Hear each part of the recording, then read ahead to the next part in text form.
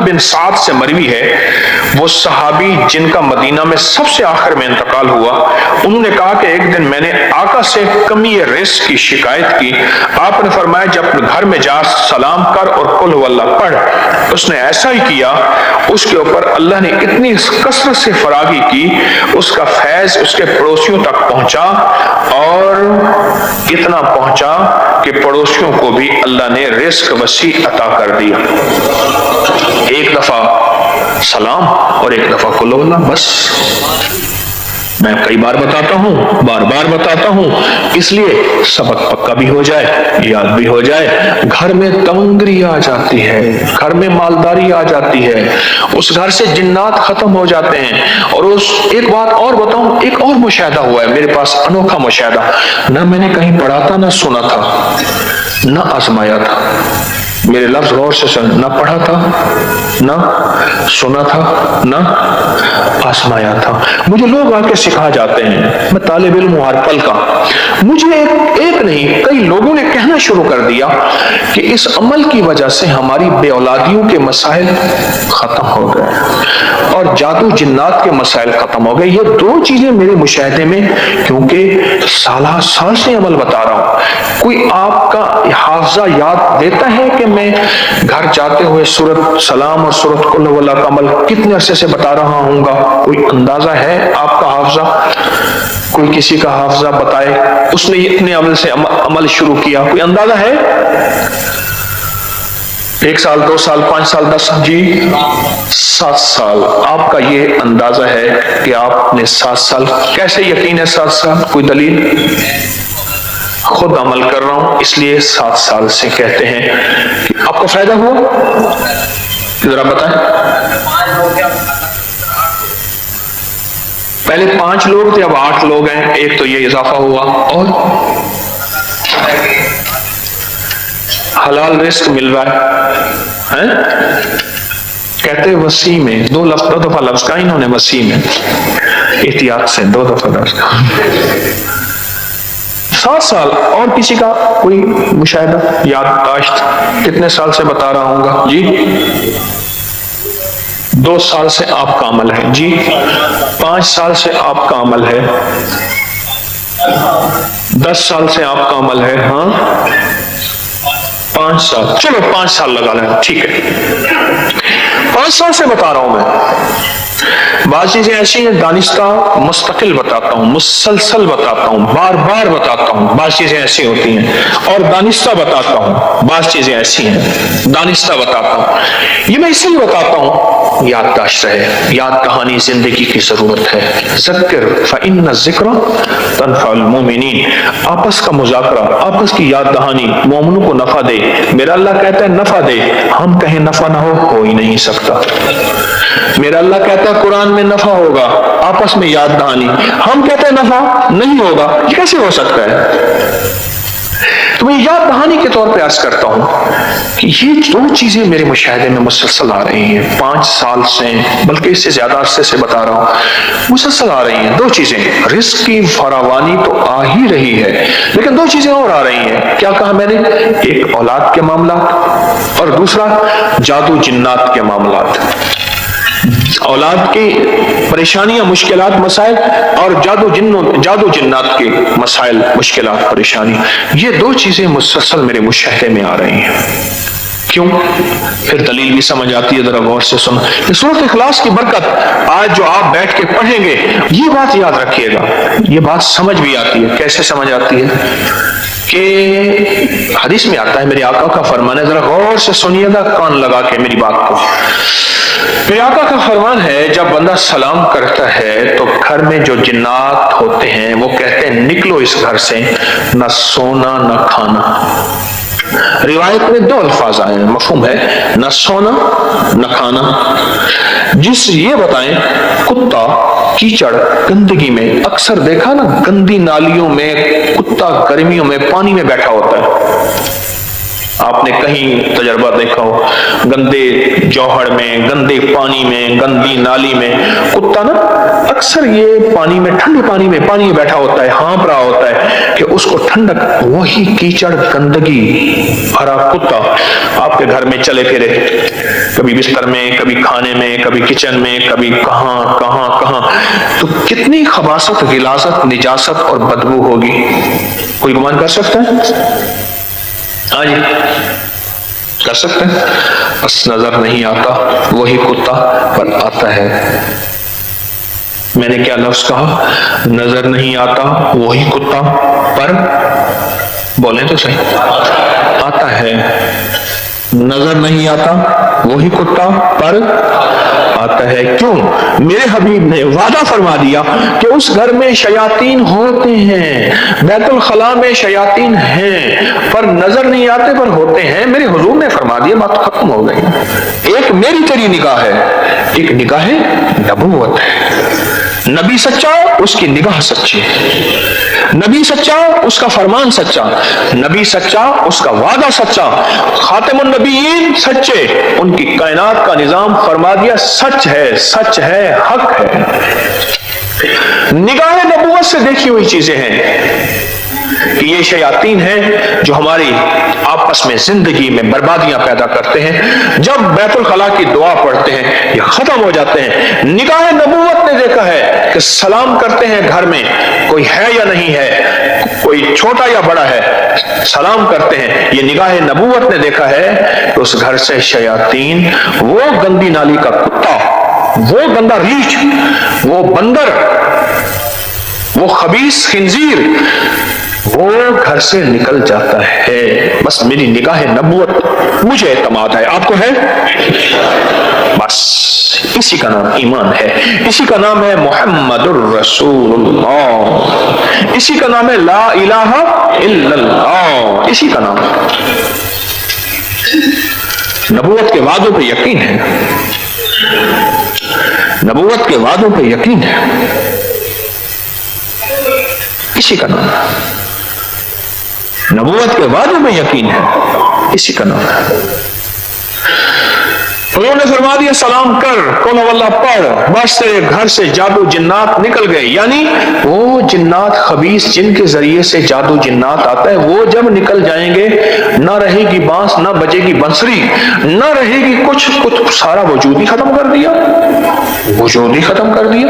اچھا پھر فقر کا وجود ختم ہو جاتا ہے، فاقوں کا وجود ختم ہو جاتا ہے، تنگدستیوں کا وجود ختم ہو جاتا ہے، بے روزگاری کا وجود ختم ہو جاتا ہے، مہنگائی کا وجود ختم ہو جاتا ہے۔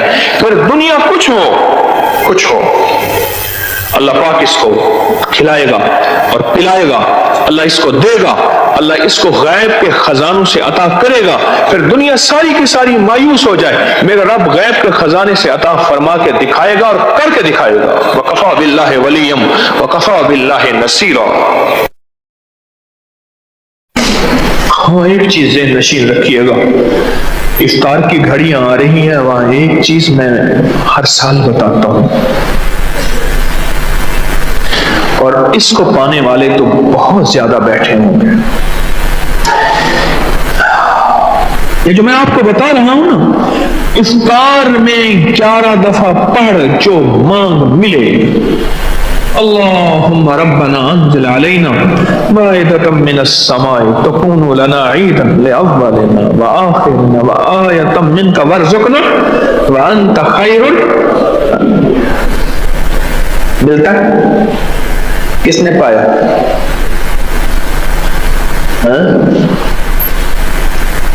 ملتا ہے؟ واقعی ہاتھ ہیں، اس سے زیادہ ہیں کچھ۔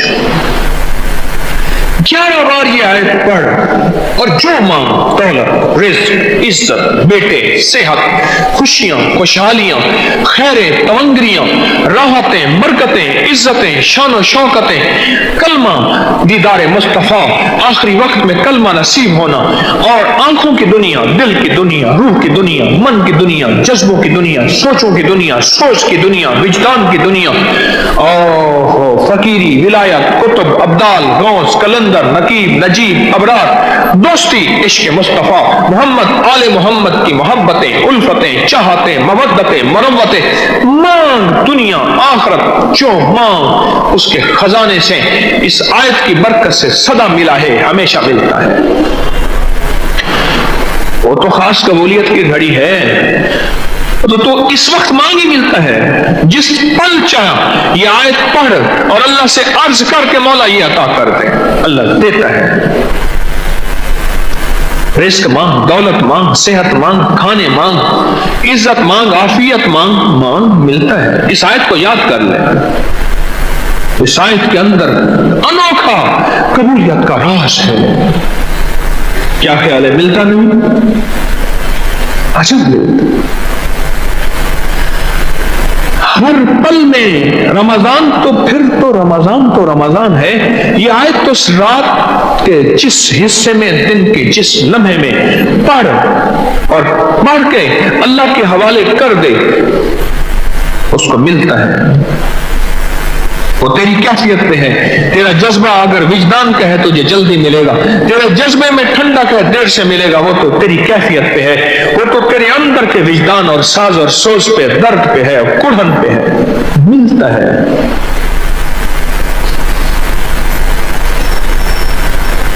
افطار کے لمحے، افطار کی گھڑیوں میں یہ ابھی سے آیت یاد کر لیں، اور جن کو یہ آیت یاد نہیں ہے میری منت ہے یاد کر لیں۔ چھوٹی سی آیت ہے، سورۃ مائدہ کی آیت نمبر 114، پارہ نمبر 7، سورۃ مائدہ آیت نمبر 114۔ کمال ہے۔ افطار کا لمحہ، افطار کی گھڑی، اور اگر آپ مریض ہیں، خدا نہ خواستہ کوئی مریض ہے اور کوئی لاچار ہے اور کوئی ایسا پردیسی ہے کہ جس کے پردیسی ہونے میں واقعی وہ پردیسی ہے تو پھر وہ ایک اور کام کر لے، وہ اس آیت کو پھر بھی نہ چھوڑے اور کہے مولا میں پردیسی مسافر ہوں، میری مجبوری ہے، تو واقعی میری مجبوری سچی ہے، خود مجبوری نہ بنا لے، میری مجبوری سچی ہے، اے اللہ میں اس آیت کو پڑھ رہا، جو قبولیت روزے داروں کو دے وہ مجھے بھی دے، جو محبوبیت روزے داروں کی قبولیت میں ہے وہ مجھے بھی عطا فرما۔ دیتا ہے، کریم ہے، دیتا ہے، عطا کرتا ہے، شفقتوں کے، راحتوں کے، رحمتوں کے، محبوبیت اور قبولیت کے دروازے کھولتا ہے۔ کیا ہے بار اس آیت کو سحری کے وقت کیوں پڑھے؟ تہجد کا وقت ہے، خاص قبولیت کا وقت ہے، بڑے بڑے کوئی آہو فغاں، کوئی راز و نیاز کر رہا، اور افطاری کے وقت کیوں پڑھے؟ اس وقت روزے دار کی مزدوری کے ملنے کا وقت ہے۔ یہ آیت یاد کریں، اس آیت کے اندر بڑی طاقت ہے، اس آیت کے اندر بڑی تاثیر ہے۔ تو بات چل رہی تھی، اس آیت کو یاد کریں گے۔ کون سی آیت؟ اللہم ربنا انزل علینا مائدۃ من السماء، مولا مائدہ دسترخوان بھیج آسمان سے۔